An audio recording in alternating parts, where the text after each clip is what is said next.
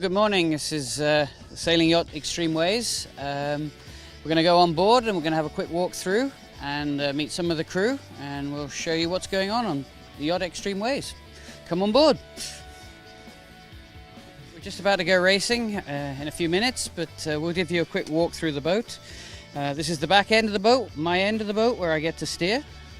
And as you can see, there's two wheels, one for each side. Moving forward, I have my main sheet trimmer here, playing the main sheet and the mainsail, and then further inside the cockpit we have the primary winches and the hatch winches for the pit team and the trimmers.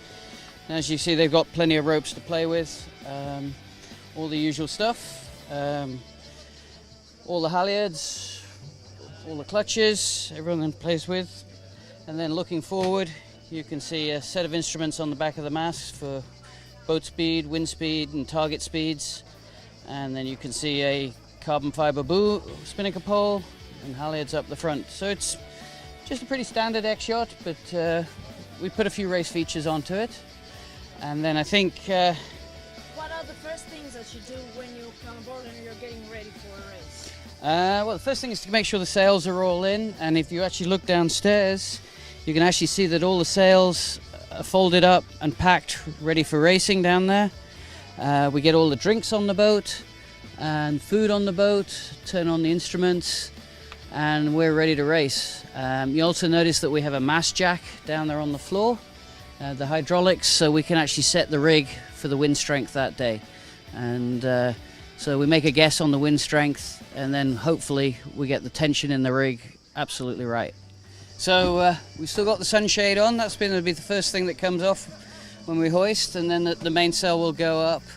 And the first thing we'll do when we start getting out on the water was get the main up, start getting some sighters on the wind strength and the wind direction, and then figuring out which are going to be the right sails and the rig tension to sail with, and set the rig. And then the next job is just to calm the crew down, get the excitement from last night's partying over and done with, and get everybody focused associated with their crew weight, their sail settings, and just ready to make the boat go fast and looking for the next wind that's coming around the corner, either wind shift or increase or decrease.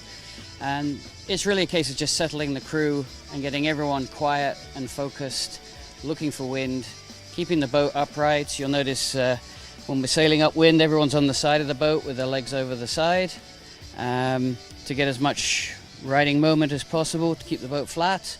Everyone will be sitting out, and then that's really kind of what we try to do as quickly as possible, establish which is the wind direction and where we're going to be going and what the course is. So that's really the start up to the whole thing. And then it's, I have a great crew, they're well trained. As soon as we're racing, it's pretty quiet and we just go off and sail as fast as we can. So this is Extreme Ways in racement condition. I guess the thing to notice for most things is that we're not carrying anything we don't need to carry. All the cupboards are empty. There's nothing here we don't need. We've got the toolbox down to a little bag. We have our navigation, we have our radio, more instruments, and that's about it. We have all the head sails there, all the spinnakers are in the bow, all hung up ready to go.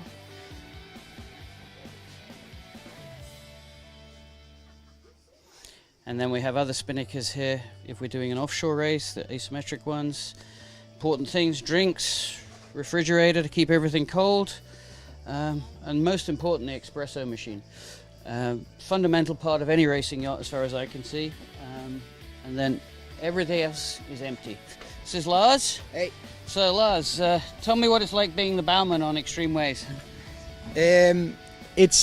It's very calm sometimes, and we control two sails from here. We control the spinnakers and we control the jib. So sometimes the sails goes up and down. It's a bit stressful, but else I think it's pretty good. As long as we have clean maneuvers, the back is happy and we are happy here.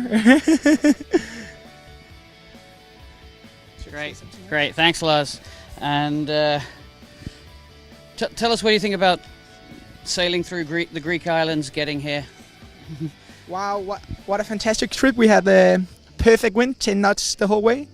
In the day we had 25 knots from Athens with the code 0, just planning the way down here, and at the end of the trip we had 10 knots, motoring, enjoying the sun, enjoying the cold drinks. So to just close up, you've hopefully had a nice look at Extreme Ways. We're going to be sailing in the Greek Nationals in Athens a little bit later in September. We're looking forward to being sailing again in Athens, and also in Turkey in late October in Marmaris. So we hope to see you all there. Thanks very much.